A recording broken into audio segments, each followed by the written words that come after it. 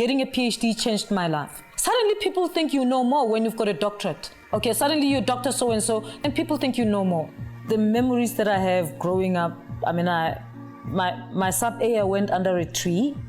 I lived in a village where my father comes from, which is Marapiani.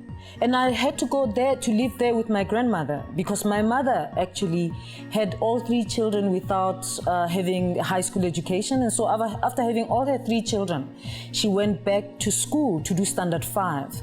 So when my mother did standard 5, I was doing grade 1.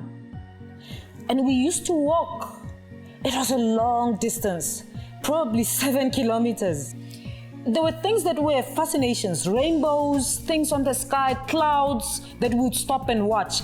Snakes were things that were familiar because you walk on the sand, there's bushes everywhere. Sometimes there's a snake going across, you know. So there's memories of my early childhood. And I stayed in that village until I did grade 1.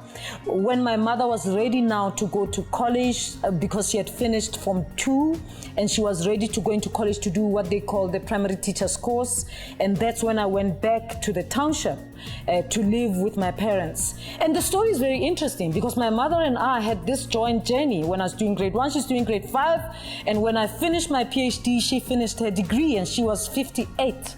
So it's quite an interesting story of the journey that throughout my life with a mother who was studying, and she liked mathematics.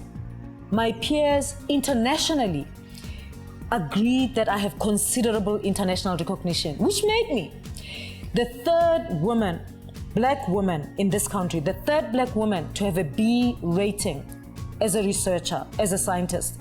And that's huge for me to get it at my age within 10 years of my PhD.